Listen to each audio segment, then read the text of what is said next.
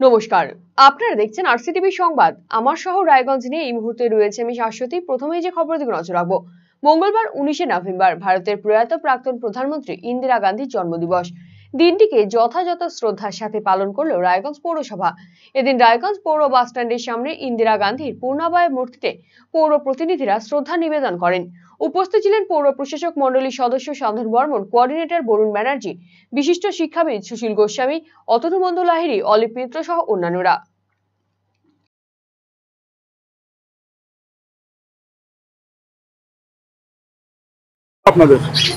আমাদের আজকে থেকে 108তম জন্মদিন ইন্দিরা গান্ধী আমাদের প্রধানমন্ত্রী, তার উদ্দেশ্যে আমাদের আজকে রায়গঞ্জ পৌরসভার পক্ষ থেকে আমরা আজকে শ্রদ্ধা জানালাম।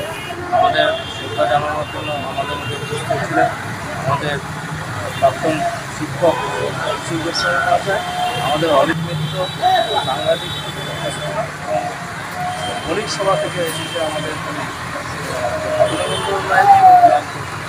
এবং আপনারা ছিলেন। সবাইকে নিয়ে আমরা আজকে রায়গঞ্জ পৌরসভার পক্ষ থেকে শ্রদ্ধা জানাই।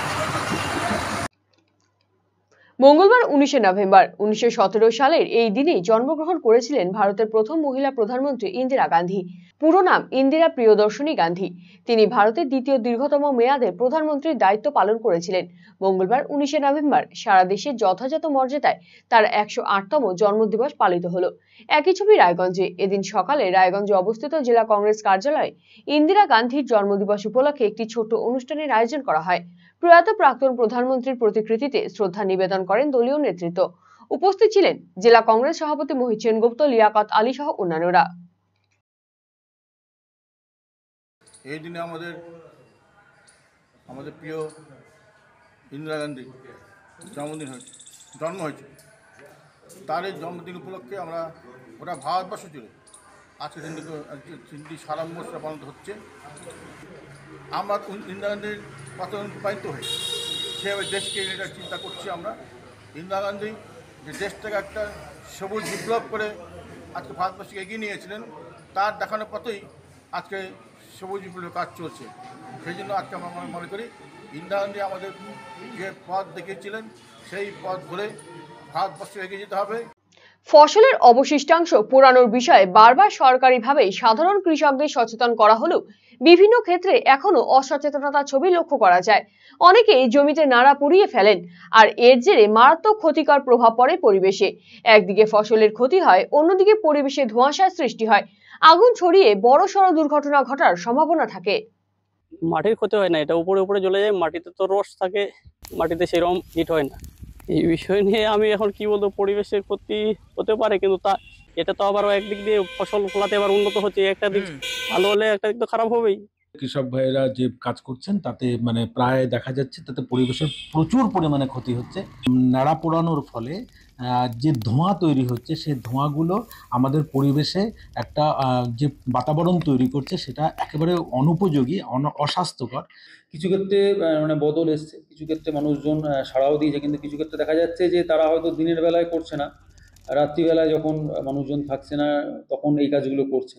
সাধারণত ফসল কাটার পরে শিকড় সহ অবশিষ্টাংশ জমিতেই থেকে যায়। পরবর্তী ফসল চাষের জন্য জমি তৈরি করতে গেলে ফসলের সেই অবশেষ তুলে ফেলতে হয়। তাতে সময় লাগে আর মজুরি বাবদ বেশ কিছু খরচ হয়ে যায়। তাই তাৎক্ষণিক লাভের জন্য জমির ফসলের অবশিষ্টাংশে আগুন ধরিয়ে দেওয়া হয়। দিন পেরিয়ে রাতের গাঢ় অন্ধকারকে ভেদ করে আগুনের লেলিহান শিখা দাও দাও করে জ্বলতে থাকে। ছড়িয়ে পড়ে মাঠের পর মাঠ, ধোঁয়ায় ভরে যায় চারিদিক। ধোঁয়ায় দৃশ্যমানতা কমে যায়, ফলে সড়ক দুর্ঘটনার সম্ভাবনা বাড়ে। শ্বাসরোধকারী পরিস্থিতি তৈরি হয়। পরদিন মাঠ জুড়ে দগদগে ঘায়ের মতো কালো কালো পোড়া চিহ্ন পড়ে থাকে। এর জেরে জমিতে থাকা বিভিন্ন উপকারী পোকামাকড় নষ্ট হয়ে যায়।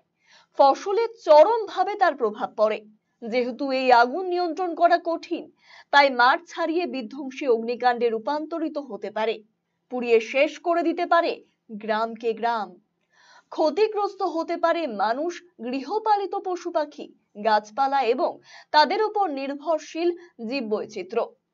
পোড়া মাটি ইটের মতো শক্ত হয়ে যায়। সুতরাং সাবধান হওয়ার প্রয়োজন রয়েছে।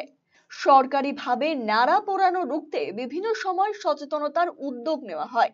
বারংবার কৃষকদের এ বিষয়ে সচেতন করেন প্রশাসনিক আধিকারিক এবং কর্মীরা, কিন্তু তারপরও কিছু ক্ষেত্রে অসচেতনতার ছবি লক্ষ্য করা যায়। এখনো রায়গঞ্জ ব্লকের বিভিন্ন এলাকায় নাড়া পোড়ানোর দৃশ্য নজরে পড়ে। আমরা কথা বলেছিলাম এক কৃষকের সাথে, যিনি তার জমিতে নাড়া পোড়ানোর কাজে যুক্ত রয়েছে। কেন নাড়া পোড়ান তিনি, শুনবো তার বক্তব্য। এটা থেকে ফসল বেশি হয় এবং লেবার খরচা কম হয়। এটা পরিষ্কার করতে গেলে লেবার খরচা অনেক পড়ে যায়। আচ্ছা, আগুন ধরাই দিলে ফসলটা আবার উন্নত হয়। এটা মাটির কোনো ক্ষতি হয় না? মাটির ক্ষতি হয় না, এটা উপরে উপরে জ্বলে যায়। মাটিতে তো রস থাকে, মাটিতে সেরকম হিট হয় না। এগুলো নষ্ট হবে না, এটা মাটির ভিতরে থাকে। ওটাতে কেঁচো পোকা মাটির ভিতরে থাকে, ওটাতে মাটিতে তো হিট হচ্ছে না, এটা উপরে উপরে আগুন যাচ্ছে। আচ্ছা আচ্ছা আচ্ছা এটা উপরে পোকা নষ্ট হবে, ভিতরে পোকা নষ্ট হবে না। আচ্ছা আচ্ছা। এই বিষয় নিয়ে আমি এখন কি বলবো, পরিবেশের ক্ষতি হতে পারে, কিন্তু এটা তো আবার একদিক দিয়ে ফসল ফলাতে আবার উন্নত হচ্ছে। একটা দিক ভালো হলে একটা দিক তো খারাপ হবেই। নাড়া পোড়ানো কতটা ক্ষতিকর তা নিয়ে আলোকপাত করেছেন রায়গঞ্জের ভূগোল বিষয়ের এক শিক্ষক চন্দ্রনারায়ণ সাহা। তিনি জানিয়েছেন, নাড়া পোড়ালে পরিবেশের চরম ক্ষতি হয়। মাটিতে থাকা ছোট ছোট জীবাণু পুড়ে মারা যায়। উৎপন্ন হওয়া ধোঁয়া পরিবেশের অস্বাস্থ্যকর বাতাবরণ তৈরি করে। ধোঁয়া কুয়াশার সাথে মিশে গিয়ে ধোঁয়াশায় রূপান্তরিত হয়। সাধারণ কৃষকদের এ ব্যাপারে সচেতন হওয়া উচিত। পরিবেশের এর ফলে কৃষক ভাইয়েরা যে কাজ করছেন তাতে মানে প্রায় দেখা যাচ্ছে তাতে পরিবেশের প্রচুর পরিমাণে ক্ষতি হচ্ছে। দুটো অ্যাঙ্গেল থেকে আমি বলবো। একেবারে সাধারণ লেভেলে নেমে কথা বলছি, যে মাটির যে ছোট ছোট জীবাণুগুলো রয়েছে সেই জীবাণুগুলো একেবারেই ধ্বংস হয়ে যাচ্ছে, মারা যাচ্ছে। দ্বিতীয়ত, এই নাড়া পোড়ানোর ফলে যে ধোঁয়া তৈরি হচ্ছে সেই ধোঁয়াগুলো আমাদের পরিবেশে একটা যে বাতাবরণ তৈরি করছে সেটা একেবারে অনুপযোগী, অস্বাস্থ্যকর। তার কারণ এই নাড়াগুলোর ধোঁয়া আমাদের এই অঞ্চলে কুয়াশার সঙ্গে মিশে গিয়ে ধোঁয়াশা তৈরি করছে, এটা অস্বাস্থ্যকর। সেজন্য কৃষক বন্ধুরা যেভাবে মাটি পুড়িয়ে দিয়ে মাটি নষ্ট করে ভাবছেন যে সেটা হয়তো চাষের পক্ষে উপযোগী, কারণ ছাইটা হয়তো মাটিতে মিশে গেলে সেটা চাষের পক্ষে উপযোগী হচ্ছে, এটা একেবারে ভ্রান্ত ধারণা। রায়গঞ্জের মহকুমা শাসক কিনসুক মাইতি জানিয়েছেন, এটা প্রতি বছরই হয়ে থাকে। প্রশাসন প্রতিবারই সাধারণ কৃষকদের সচেতন করেন। ফসলের অবশিষ্টাংশ পোড়ালে পরিবেশের চরমভাবে তার ক্ষতির প্রভাব পড়ে। কিছু ক্ষেত্রে কৃষকরা সচেতন হলেও এখনো বহু কৃষক রাতের অন্ধকারে এই কাজ করে থাকেন। এই কাজ বন্ধ করার জন্য সাধারণ মানুষের কাছে আবেদন জানিয়েছেন মহকুমা শাসক। এটা তো মানে নতুন ঠিক নয়, এটা প্রত্যেক বছরই এই জিনিসটা হয় এবং মানে আমরা প্রত্যেক বছরই এই নিয়ে মানুষকে সচেতন করি। কৃষি দপ্তর থেকেও বলা হয় এবং লোকাল গ্রাম পঞ্চায়েত বা পঞ্চায়েত সমিতির স্তর থেকেও আমরা বলি যে যেহেতু এটা একটা মানে পরিবেশ দূষণ তৈরি করে। আমরা দেখছি যে প্রত্যেকবারই দেখি যে দিল্লিতে কি অবস্থা হচ্ছে, পার্শ্ববর্তী রাজ্যগুলোতে এই জাতীয় মানে পরিবেশ দূষণের ফলে দিল্লিতে মানুষজন মানে প্রায় নিঃশ্বাস নিতে পারছেন, এরকমই অবস্থা আমাদের এখানেও হচ্ছে। তো এটা নিয়ে চাষিদেরকে সচেতন করা হয়েছে এর আগেও, যে যাতে এই জাতীয় মানে যেগুলো ধানের যে অবশিষ্টাংশ পড়ে থাকছে ধান গাছে, সেগুলো যাতে না পোড়ানো হয়, সেগুলো অন্য কোনো পারপাসে ইউজ করুক, অন্য কোনোভাবে ইউজ করুক, কিন্তু এটা পোড়ালে পরিবেশ দূষণ হচ্ছে। তবে কিছু ক্ষেত্রে মানে বদল এসছে, কিছু ক্ষেত্রে মানুষজন সাড়াও দিয়েছে, কিন্তু কিছু ক্ষেত্রে দেখা যাচ্ছে যে তারা হয়তো দিনের বেলায় করছে না, রাত্রিবেলায় যখন মানুষজন থাকছে না তখন এই কাজগুলো করছে। তো এটা একটা সমস্যা। তবে যখন যেরকম আমাদের কাছে অভিযোগ আসছে আমরা তৎক্ষণাৎ লোকাল বডিকে জানাচ্ছি এবং যাতে এগুলো ব্যবস্থা নেওয়া হয়। আরসিটিভি সংবাদ, রায়গঞ্জ। জেলা বিচারকের গাড়িতে টোটোর ধাক্কা। মঙ্গলবার সকালে এই ঘটনাটি ঘটেছে রায়গঞ্জ শহরের মোহনবাটিতে। ঘটনার সময় বিচারক গাড়িতেই ছিলেন। প্রত্যক্ষদর্শীরা জানিয়েছেন, জেলা বিচারকের গাড়িটি কর্ণজোড়া থেকে আদালতের দিকে আসছিল। মোহনবাটিতে একটি টোটো আচমকা বাঁক নিতে গিয়ে বিচারকের গাড়িতে ধাক্কা মারে।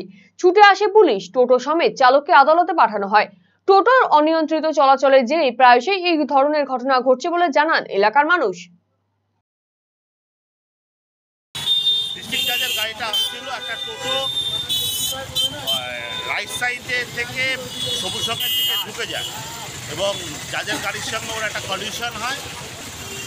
সামনের দিকটা গাড়ির একটু ক্ষতিগ্রস্ত হয়, জাজ ওকে কোর্টে নিয়ে যাওয়ার জন্য আদেশ দেয়, পুলিশ ওকে কোর্টে নিয়ে যায়।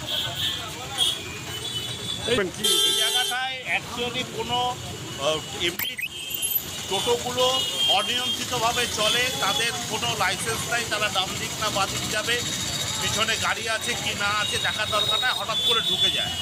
এই কার জন্যই এই অ্যাক্সিডেন্টটা হয়, টোটোর অনিয়ন্ত্রিত চলার জন্য। কি চান আপনারা? আমরা চাই টোটো যাতে নিয়ন্ত্রিত চলে এবং ট্রাফিক ব্যবস্থা ভালো হয়, রায়গঞ্জ সহ যানজট মুক্ত হয়। গুটি গুটি পায়ে চলতে চলতে ৭৫ বছরে পদার্পণ করলো রায়গঞ্জ সুভাষগঞ্জ জিএসএফপি স্কুল। সেই অনুযায়ী মঙ্গলবার থেকে শুরু হলো প্লাটিনাম জুবিলি বর্ষ উদযাপন।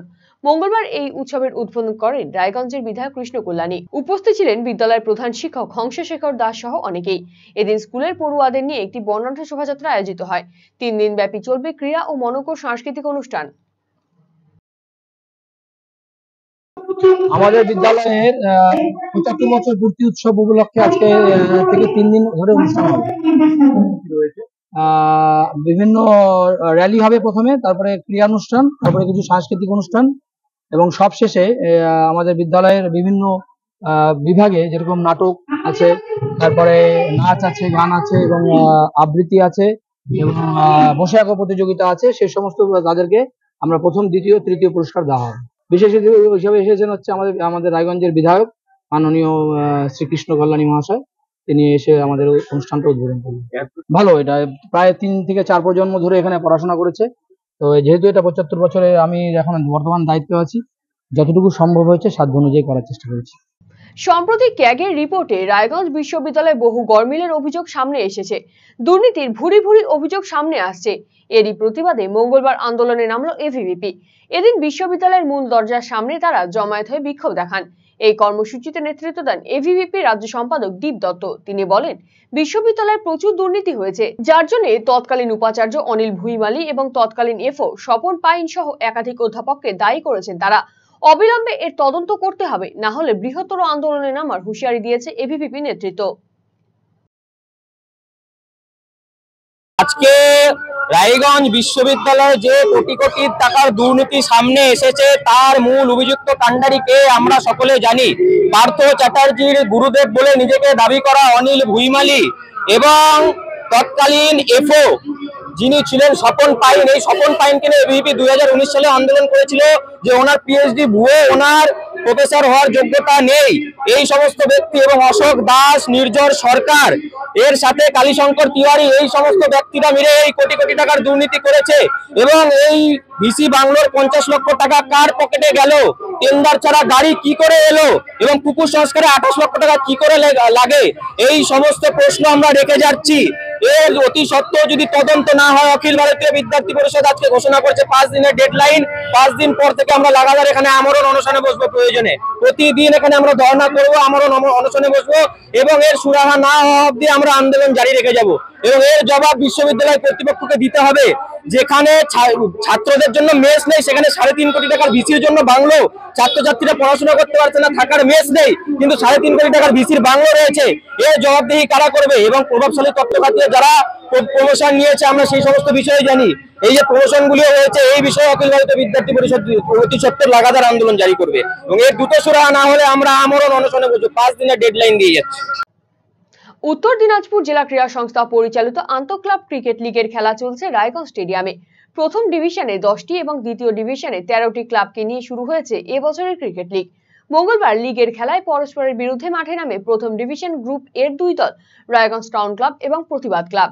এদিন টসে জিতে প্রথমে ব্যাট করার সিদ্ধান্ত নেয় টাউন ক্লাব। 39 ওভারে সব কয়টি উইকেট হারিয়ে 113 রান তোলে টাউন ক্লাব। সৌভিক সরকার 61 বলে 28 রান এবং প্রিয়াংশু কুন্ডু 19 বলে 18 রান করে। প্রতিবাদ ক্লাবের 2 বোলার সাগর দেব শর্মা 8 ওভার বল করে 35 রান দিয়ে 4 উইকেট দখল করে। অপর বোলার অনিমেষ ভৌমিক 8 ওভার বল করে 22 রান দিয়ে 3 উইকেট তুলে নেয়।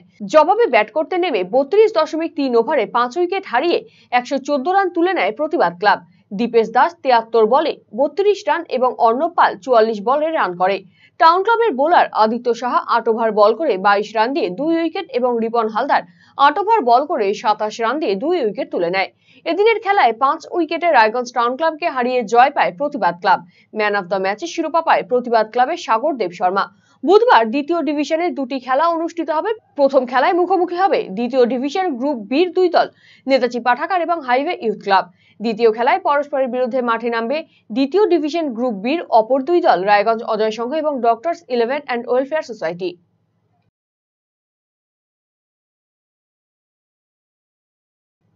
আমার শহর রায়গঞ্জ এখনকার মতন এ পর্যন্তই। পরবর্তী সমস্ত খবরের জন্য চোখ রাখুন RCTV সংবাদে। নমস্কার।